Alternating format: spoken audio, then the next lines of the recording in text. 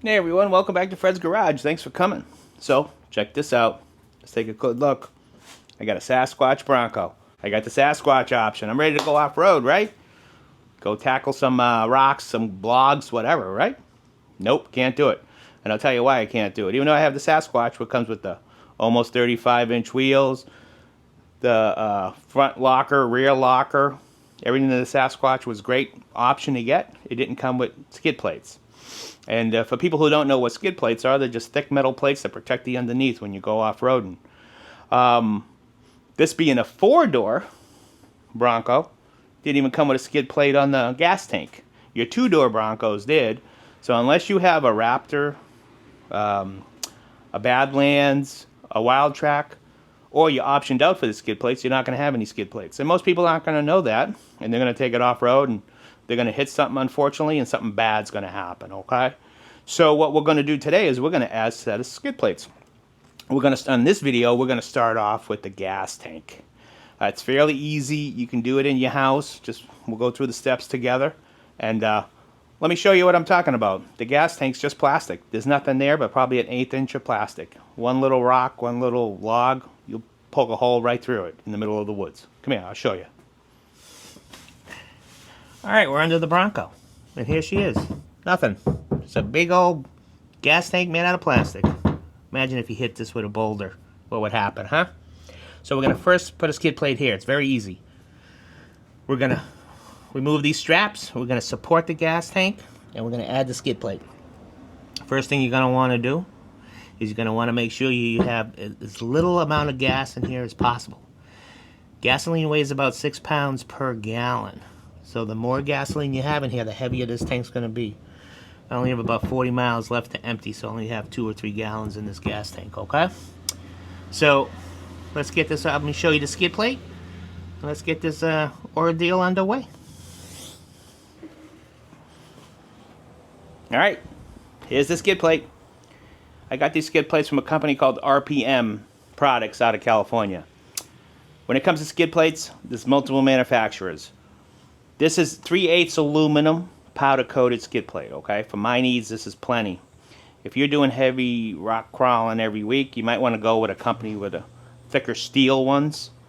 And they're all different prices. This was really reasonably priced. Came to me in like 4 or 5 days. It's basically 2 pieces, 2 brackets that replace the gas tank brackets that we currently have, and a couple of bolts. And then you have a peace of mind, okay? So you're able to do this in a half hour or so.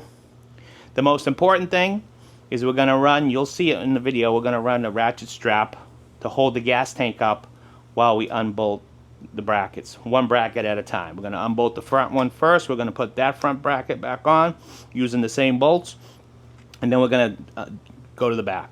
So when I unbolt the front bracket, I'm going to have a ratchet strap there just to keep the gas tank up.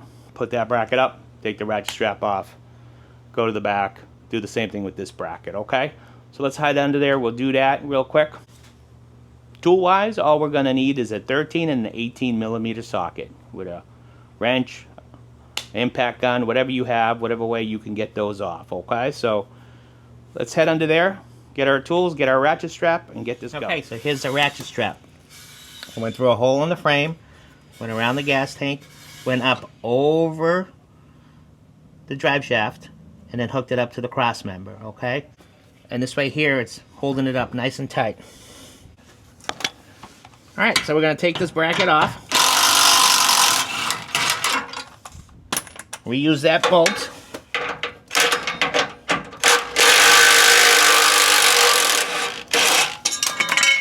Take that bracket off. Grab the new bracket. Place it right on there.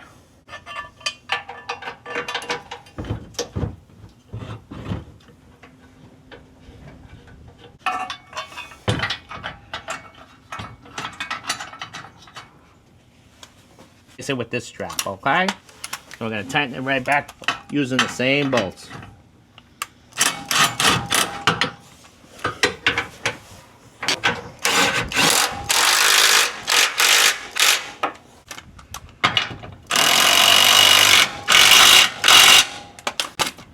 And that's it. Nice and secure. Now, I can remove my ratchet strap. And we're going to head to the back and do the back one. Alright, so now we're in the back.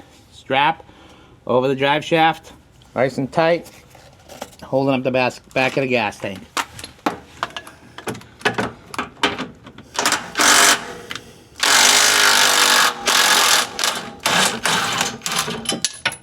There's one bolt.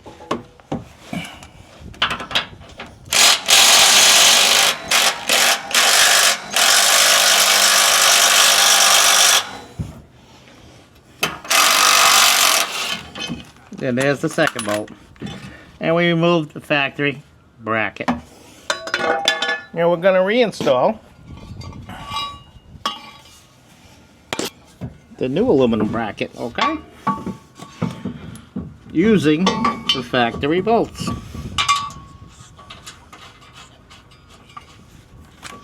Snug that up to help hold the other side.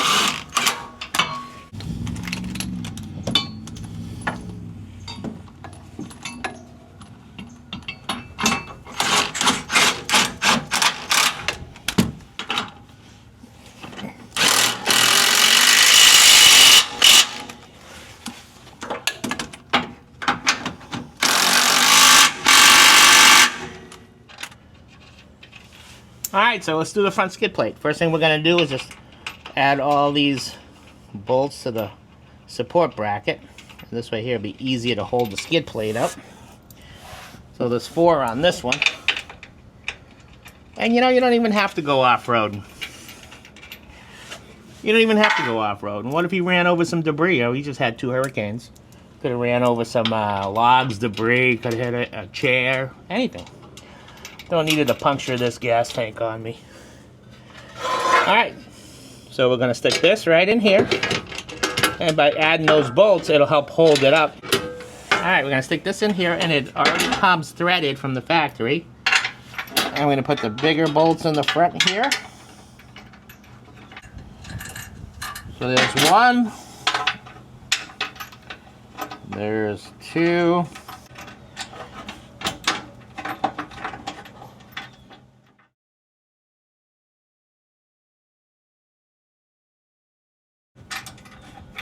Okay.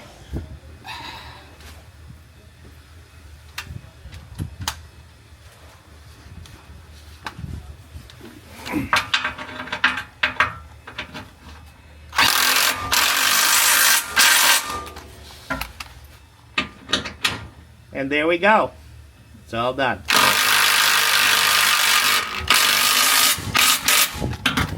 And there you go.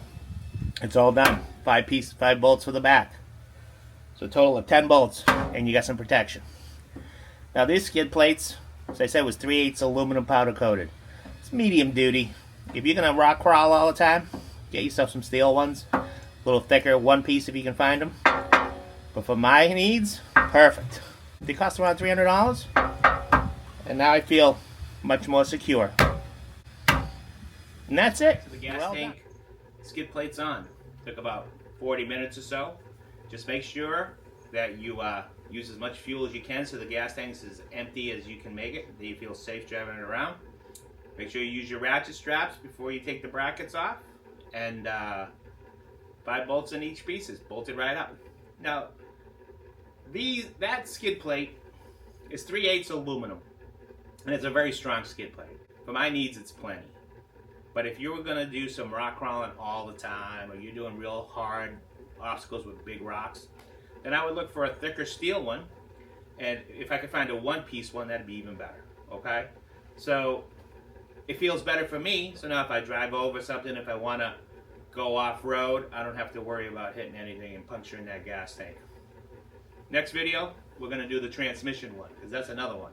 I don't need to puncture my transmission and have thousands of dollars worth of damage when I can add a $250 skid plate, right? That's the next video. Hey, thank you very much for hanging out this long. If you liked it, do me a favor. Subscribe, hit the notification button, leave a comment, and you guys have a great day.